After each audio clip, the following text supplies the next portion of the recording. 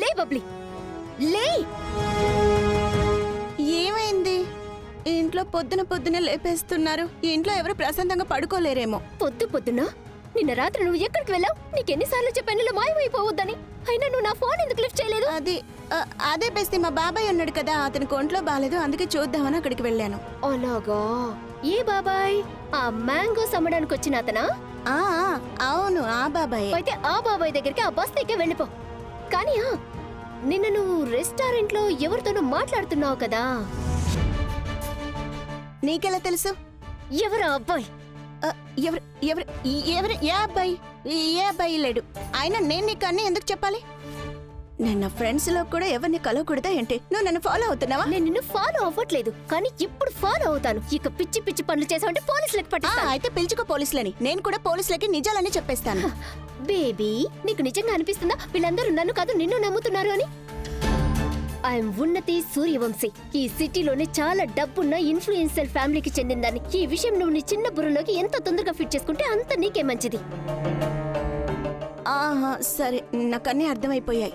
ఇప్పుడు నువ్వు కోపడ్డం ఆపుతావా ప్లీజ్? కానీ నీకు నన్ను అంటి పెట్టుకుని ఉండాలని సరదాగా ఉంటే నువ్వు ధ్రువతో పాటు బయటకు వెళ్ళినప్పుడు నన్ను కూడా మీతో పాటు ఎందుకు తీసుకువెళ్ళవు? సరేనా? ప్రాబ్లంకి సొల్యూషన్ దొరికిందిగా. ఈ రోజు నుంచి నేను కూడా నీతో పాటు వస్తాను. ఇక వెళ్ళు, నన్ను పడుకోనివ్వు. పొద్దున వచ్చి నన్ను నిద్రంతా పాడు చేసింది. లే. నేను తేల్చుకుని తీరుతాను అసలు ఏం జరుగుతుందో. ఎందుకంటే బబ్లీ నా దగ్గర ఖచ్చితంగా ఏదో దాస్తుంది.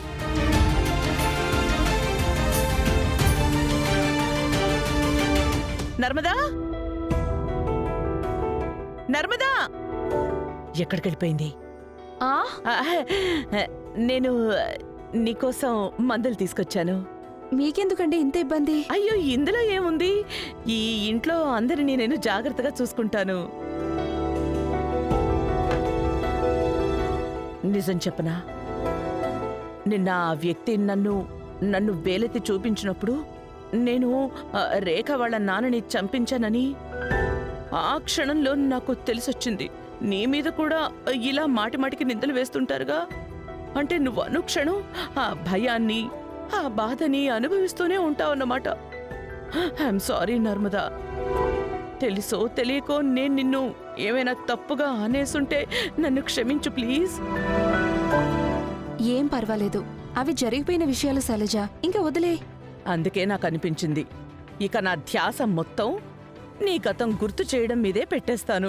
అలాగే నీకు మొత్తం అన్నీ గుర్తు చేయాలి. అలాగే నువ్వు అందరికీ నిజం చెప్పాలి. అండ్ నీ దగ్గర దాచడానికి ఏమీ ఉండకూడదు కూడా. కానివ్వు మందులు వేసుకో. మీరు మందుల గురించి ఆలోచించకండి. రేఖ రాఘవులు నా మందుల గురించి పూర్తి శ్రద్ధ తీసుకుంటున్నారు. అరే, వాళ్ళు వయసులో ఉన్నవాళ్ళు.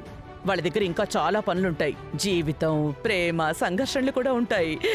కానీ మనిద్దరం ముసలి వాళ్ళం అయిపోతున్నాం. ఒకరికొకరు జాగ్రత్తగా తోడుగా ఉండాలి, టైం టు టైం. ముసలాళ్ళమా? ఎవరు ముసలాళ్ళు? ఇక్కడికి రండి. ఇక్కడ మీకు ఎవరైనా ముసలాళ్ళలా ఉన్నారా? నాకైతే ఇద్దరు యంగ్ అండ్ డైనమిక్ లేడీస్ లా కనిపిస్తున్నారు. వీళ్ళ మధ్య జ్ఞాపకాల బంధం ఉంది కదా?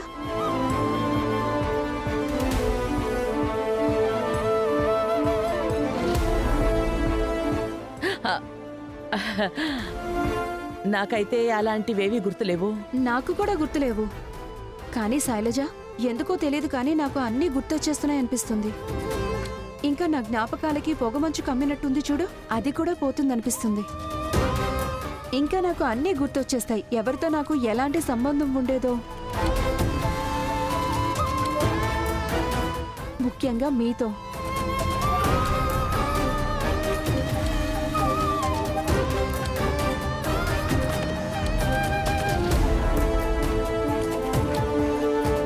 వీరేంద్ర,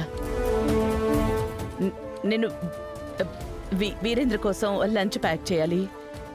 లేట్ అవుతుంది.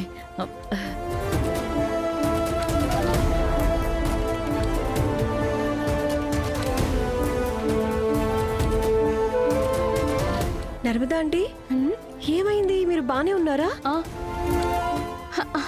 రేఖ, నేను బానే ఉన్నాను. నువ్వెలా ఉన్నావు? నా బాగోగులు తర్వాత చెప్తాను, కానీ ముందు మీరు మందులు వేసుకోండి. అరే, ఈ మందులు ఇప్పుడే పెట్టి వెళ్ళింది శైలజ. ఇవి సీల్డ్ కదా, నేను ఇచ్చేవి ఓపెన్ చేస్తున్నాయి. ముందు అవి ఫినిష్ చేద్దాం, తర్వాత ఇవి యూజ్ చేద్దాం. నేను ఇవి పెట్టేసి వస్తాను. ఇవిగోండి మీ మందులు.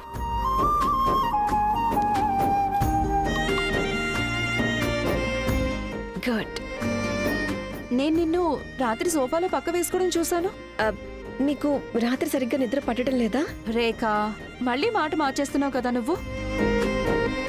రాఘవ్ నీకోసం చాలా మంచి సర్ప్రైజ్ ప్లాన్ చేశాడు, కానీ ఈసారి గడబడి చేసింది నువ్వు. సో ఇప్పుడు నీ వంతు. నువ్వు రాఘవ్ కోసం సర్ప్రైజ్ ప్లాన్ చెయ్యి. నువ్వు చాలా మంచిదానివి, చాలా తెలివైన దానివి. తన మనసు కరిగించేస్తావు. భగవంతుడు మీలా అందంగా నచ్చ చెప్పే వాళ్ళని అందరికీ ఇవ్వాలి. సరే మేడం, మీరిచ్చిన ఐడియా మీద ఇప్పటికిప్పుడే పని మొదలు పెడతాను. నేను ఇది పెట్టేస్తాను. All the best. Thank you.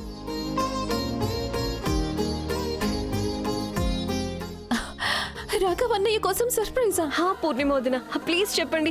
మీరు గనక నా ప్లేస్ లో ఉండుంటే ఏం చేసేవారు? ఒకవేళ మీరు వీరేంద్ర గారిని మెప్పించాలన్నా, క్షమించాలన్నా అప్పుడు ఏం చేసేవారు?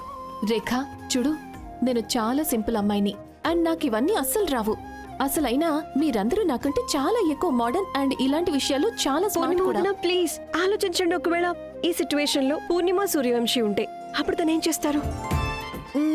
నిజం చెప్పాలంటే నేను అన్నిటికంటే బెస్ట్ అండ్ అన్నిటికంటే పాత ఐడియా యూజ్ చేసేదాన్ని. ఏంటది? నేను సరాసరి కిచెన్లోకి వెళ్ళి సింపుల్ డిషెస్ ప్రిపేర్ చేసేదాన్ని. అది చూసి ఆయనకి ఆయన బాల్యం గుర్తొచ్చేది అండ్ ఆయనకి అనుభూతి కలిగేలా చేస్తుంది ఇది ఆయన సొంతిల్లని అండ్ నువ్వు ఆయన ఫ్యామిలీ అని. బ్రిలియంట్ ఐడియా ఇచ్చారు పూర్ణిమ వదిన. అంటే మీరు అనలేదు కానీ చెప్పేశారు. మగాడి మనసుకి దారి ఆయన కడుపుని దాటుకునే వెళ్తుందని. ఇప్పుడే రాఘవ్ కోసం ఏదైనా స్పెషల్గా చేస్తాను. తర్వాత ఒక మంచి టేబుల్ మీద డెకరేట్ చేసి పెడతాను. అక్కడ కేవలం ఇద్దరమే ఉండేలా చూస్తాను నేను. ఒకరికొకరు ఎదురుగా, ఒకరి కళ్ళలోకి ఒకరు ఇద్దరం చూసుకుంటూ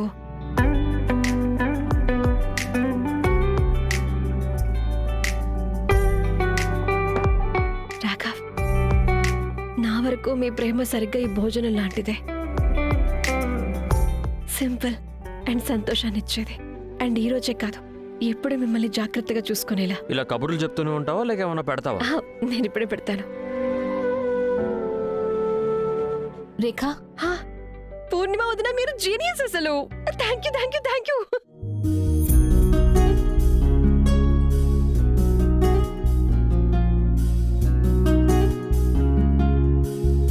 లేకపోతే ఇలా కాదు.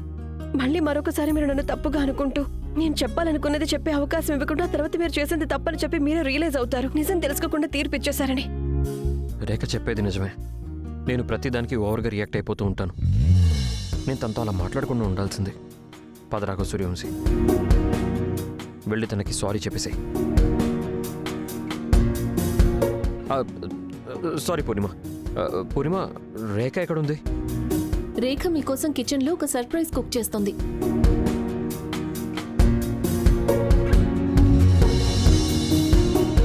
భగవంతుడి దయ వల్ల వీళ్ళిద్దరి మధ్య అంతా సర్దుకోవాలి.